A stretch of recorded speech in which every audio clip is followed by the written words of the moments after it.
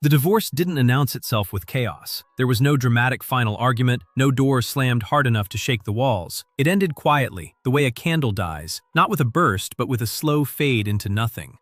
And somehow, that quietness made it worse. In the days that followed, the house didn't feel like mine anymore. The coffee cup on the counter sat untouched until the rim gathered dust. The bed was half made every morning, not because I was lazy, but because making the whole thing felt like admitting I was the only one sleeping in it. My phone still lit up. Work messages, old friends, notifications that meant nothing, but never with her name. Never with the name I had spent years waiting to see. I wasn't just grieving a marriage. I was grieving the version of myself that had existed inside it. I had built my identity around something that no longer existed, and without it, I didn't know who I was looking at when I passed the mirror. I kept telling myself time would fix it, that the heaviness would lift eventually. But night after night, I sat inside that silence and felt it press deeper into my chest. Then came the night I'll never forget. It was past midnight when it happened. I wasn't asleep. I hadn't been sleeping properly in weeks. I was just sitting there in the dark, not watching anything, not thinking about anything specific, just existing in that hollow way you do when grief has moved past tears and settled into numbness. Then I heard it.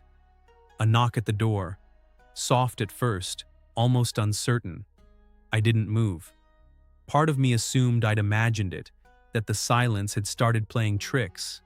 But then it came again, firmer this time, deliberate. I stood up slowly and walked toward the door with no real expectation, no particular feeling. When I opened it, I stopped breathing for a moment. Standing there was Hira, my ex-wife's younger sister. Her hair was slightly undone, like she had left wherever she came from in a hurry. Her eyes were red at the edges. Not from crying exactly, but from the kind of exhaustion that comes from carrying something alone for too long. She didn't say hello. She didn't offer an explanation. She just looked at me the way someone looks when they've finally reached the one place they've been walking toward without admitting it. I stepped aside, not because it made logical sense, not because I had thought it through, but because something in her eyes told me that turning her away would be its own kind of wrong. She sat on the edge of the couch, not relaxed, not settled, just perched there like someone who wasn't sure they had the right to take up space. I offered water. She shook her head. For a long moment, neither of us said anything, and the silence between us felt different from the silence I'd been living in. This one had weight, like it was holding something back. Then she looked up. And what she said next rearranged something inside me that I didn't know could still be moved. She told me she knew what had really happened in my marriage. Not the version people whispered about, not the story my ex-wife had told her family, but the truth underneath it. She told me there had been conversations she was never meant to hear, plans that had been made long before I ever suspected anything was ending. She said she had almost told me once, almost picked up the phone and said something. But she had stopped herself, and that choice had stayed with her like a quiet guilt ever since. And then she said the thing that made the room go completely still. She told me she hadn't come tonight to talk about her sister. She had come because of me, not as family, not out of obligation. She had come because somewhere along the way, without meaning to and without permission, she had started to see me, really see me. And she needed me to know that before life moved on and made it impossible to say. I didn't respond immediately. I'm not sure I was capable of it. My mind didn't process her words in a straight line. They hit me in fragments, each one landing at a different depth. Part of me wanted to laugh it off, to find the easiest exit from the conversation and pretend the last 5 minutes hadn't happened. But I couldn't, because another part of me, a part I wasn't proud of in that moment, had felt something shift the instant she said it. And that frightened me more than anything else. I thought about my ex-wife, about what she would say if she could see this room right now, about how quickly this could become the kind of story that spreads through a family like fire through dry paper. I thought about judgment from people who hadn't lived a single day of my life but would feel completely entitled to define it. I thought about how wrong this looked from the outside, how complicated it was even from the inside. And then I thought about the one thing Hira had said that I couldn't shake loose no matter how hard I tried. I'm not asking you for anything. I just needed you to know.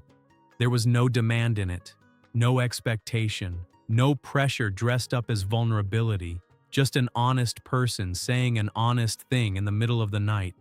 And I didn't know what to do with that kind of honesty, because I hadn't encountered it in a very long time. I wasn't ready to respond, but I also wasn't ready to ask her to leave. So we talked. Not about feelings, not about what any of it meant, just talked. The way two people do when the hour is late enough that pretending becomes too exhausting. She told me things I had never known about her. About how she had always felt like a background character in her own family, always the quieter one, always the one who observed while everyone else performed. She had opinions no one asked for, dreams she kept folded up inside herself because there was never any real space for them. And as she spoke, I found myself doing something I hadn't done in months. I listened, really listened, not waiting for my turn to respond, but actually taking in what another person was carrying. In return, I told her things I hadn't said out loud to anyone. Why my marriage had slowly hollowed out from the inside. What I had wanted from it and never found. The specific loneliness of being with someone and still feeling completely alone. She didn't try to fix any of it. She didn't offer reassurances or easy perspectives. She just stayed with it, the way you stay with someone in a hospital. Not because you can cure anything, but because presence itself is a form of care. By the time pale light began collecting at the edges of the window, something between us had changed. I couldn't name it. I wasn't going to try. But it was there, quiet and undeniable, and neither of us moved to break it. Then my phone rang. The sound was jarring, too sharp, too real for the space we had built through the night. I looked at the screen. Her name, my ex-wife. Once, then again, then a third time. I answered on the fourth. Her voice was controlled, the way it always was when she was most serious. She asked one question. "Is my sister with you?" I told her yes. The silence that followed wasn't empty, it was loaded. She didn't raise her voice. She didn't accuse me of anything specific. She simply said that whatever I thought was happening, I should think very carefully about what came next. Then she hung up. I set the phone down and looked at Hira, who had heard every word. I expected to see guilt in her face, or fear, or at least the instinct to apologize and disappear. Instead, I saw something quieter and far more powerful. She looked tired, not sleepy.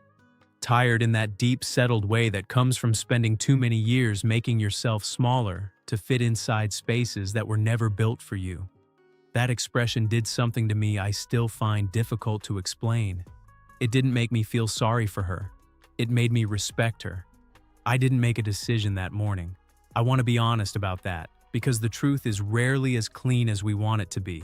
What I made that morning was a choice to not run from it, and that's different. The actual decision came slowly, across days that turned into weeks, in small moments that added up to something I hadn't planned. I stayed in contact with Hira. We met in ordinary places and had ordinary conversations, and slowly, the extraordinary thing between us became something we could hold without it burning. I chose honesty over the comfort of denial. I chose uncertainty over the familiar emptiness that had been my life before she knocked on that door. It wasn't clean. People talked, the way people always do when they don't have enough information but feel entitled to a conclusion. Things with my ex-wife became complicated in ways that took real time to settle. But none of it made me feel like I had chosen wrong. Because here is what I know now that I didn't know then. Some of the most important doors in your life don't come with a sign telling you to open them. They just look like a knock in the middle of the night, and you either answer or you don't. The night she came to my door, I thought I was letting her in. Looking back, I think I was finally letting myself out.